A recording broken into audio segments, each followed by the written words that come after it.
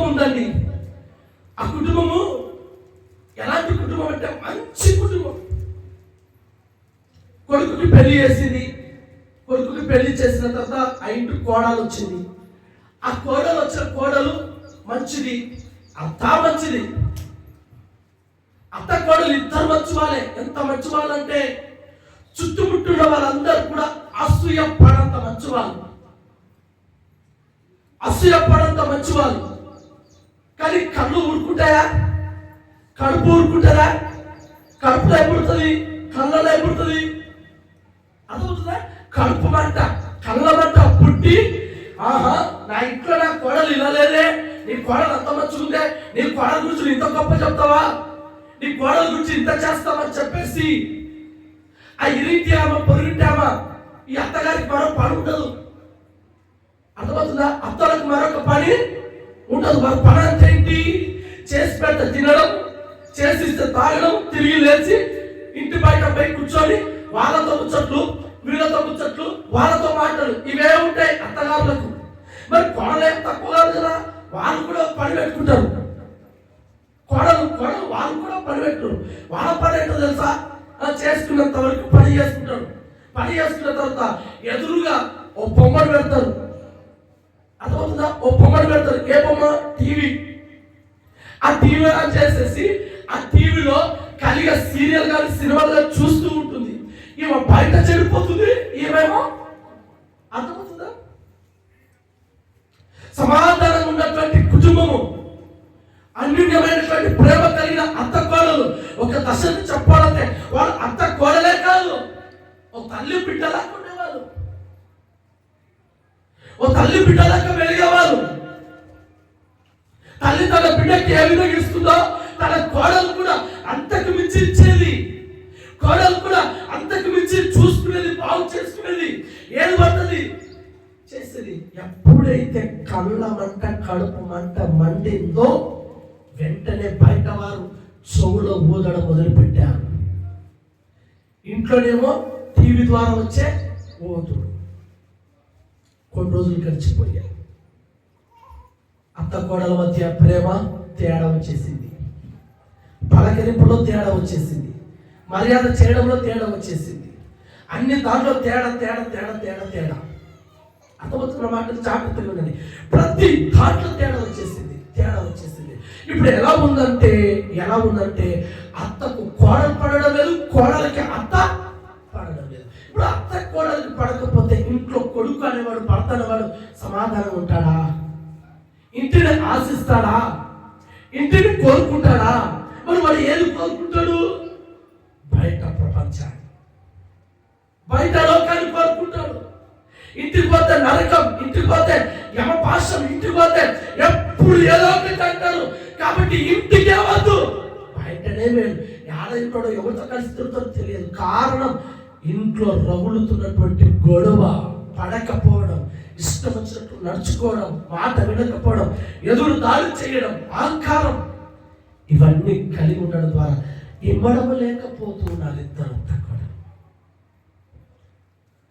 ఈయన ఉన్నాడు కదా, ఈయన ఎట్లా చేయాలి, ఏం కథ? సేవకుడి దగ్గరకు వచ్చారు. అయ్యా పాస్టర్ గారండి, ఇంటికి వెళ్తే సమాధానమే లేదు, ఇంట్లో నెమ్మదే లేదు, ఏమైందో ఏమో తెలియదు, కానీ ఇల్లు నరకం అయిపోయింది. ఇంటికి అయిందయ్యా అంటే ఆయన అంటున్నాడు, లేదయ్యా మా ఇంట్లో నా భార్యకు మా అమ్మకే పడడం లేదు. ప్రార్థన చేసుకుంటే లేరా? వాళ్ళు చేస్తున్నారు ప్రార్థన, వాక్యం చదవలేరా? చదువుతున్నారు వాక్యం, పాటలు పాడడం పాడుతున్నారు. అయినా మరి ఎక్కడ వచ్చింది? తనతో చెప్పాడు, వెళ్ళి నీ భార్యను మీ అమ్మను పిలుచుకొని రాపో అని చెప్పేసి సేవకుడు చెప్పాడు. వెళ్ళి ఆ ఇంటి యజమానుడు వాళ్ళ అమ్మతో వాళ్ళ భార్యతో ఏదో విధం చేత ఒప్పించుకొని సేవకుడి దగ్గరికి తీసుకొని వస్తే సేవకుని ఎదురుగా కూడా గొడవ స్టార్ట్ చేశాడు, కొట్లాట స్టార్ట్ చేశాడు. అక్కడ కూడా పీస్ఫుల్ లేదు. నువ్వంటే నువ్వంటే నువ్వు. కొద్దిసేపు వినంత వరకు విని విని విని సేవకుడు వాళ్ళతో మాట్లాడడం మొదలుపెట్టాడు. అస్సలు మీరు తల్లి కూతురులాగా ఉన్నారు కదా, మీరు ఎంత మంచిగా ఉన్నారు, ఇంత కొట్లాడుతున్నారు, ఏమైంది, ఏంటి కారణం అని చెప్పినప్పుడు బయట కూర్చున్నప్పుడు ఇదిగో నా కోడలు చేసే పనులు చెప్పారయ్యా. ఎలా చెడిపోతున్నారు? బయట చెప్పుడు మాటలు, అక్కడ చెప్పే మాటలు, ఇక్కడ చెప్పే మాటలు, కుటుంబంలో సమాధానమే లేదు. అందుకే దేవుడు ఈ మధ్యాహ్న కాలంలో ప్రభుని హెచ్చరిస్తున్నాడు, మీకు సమాధానం కలిగేటట్లుగా ఈ మాటలు చెప్పుచున్నాను. ఈ మాటలు వినండి. మంది మాటలు వినొద్దు, స్నేహితుల మాటలు వినొద్దు, ఇరుగు పొరుగు వారి మాటలు వినొద్దు. వాళ్ళు మిమ్మల్ని చెరుపుకుంటారు. మంచి చేసినట్టే ఉంటారు, బాగు చేసినట్టే ఉంటారు, సహాయం చేసినట్టే ఉంటారు, ఎప్పుడు విడగొట్టాలో తెలియదు. అందుకనే మీకు సమాధానం కలిగేటట్టుగా ఈ మాటలు మీకు చెప్పుచున్నాడు. అర్థమవుతుందా?